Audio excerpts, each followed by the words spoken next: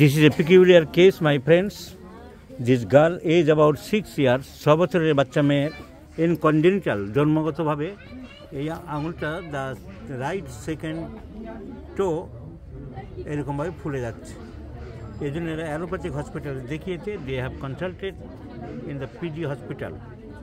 They have advice to operation করতে বলেছে, কিন্তু কোনো গ্যারান্টি দিতে পারেনি। বলেছে আবার হতে পারে বা অন্য কিছু হতে পারে, রিয়াপেয়ার হতে পারে, আমরা বলতে পারবো না। তো স্বাভাবিক, সেটা মিথ্যা নয়। তো সেই ভয়ে এরা অপারেশন করেনি। এরা বিভিন্ন জায়গায় হোমিওপ্যাথিক চিকিৎসা করছিল। দেখি হোমিওপ্যাথিক কাগজটা। So it is a congenital defect. এরা ওষুধপত্র দিচ্ছিল হোমিওপ্যাথি ডাক্তারেরা। ক্যালকেরিয়া কাজ দেখছি, ক্যালকেরিয়া কাজ, হ্যামামেলিস, আর্নিকা মাদার, এসব ওষুধ। আর্নিকা মাদার, হ্যামামেলিস কী কাজে লাগবে জানি না, সিনা, এসব নানা রকম ওষুধপত্র দিয়েছে। তো এদেরকে আমি বললাম প্রথমে যে এটা অপারেশন করতে হবে, এটা ওষুধের কেস না।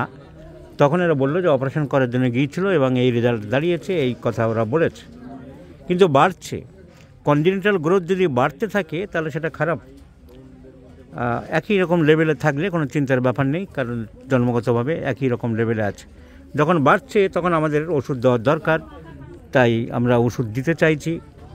তাহলে কী ওষুধ দেবো ওনাকে, ওই বাচ্চাটিকে তো যা সিমটোমেট্রি যা পেলাম তাতে কোনো পার্টিকুলার ওষুধই আসছে না।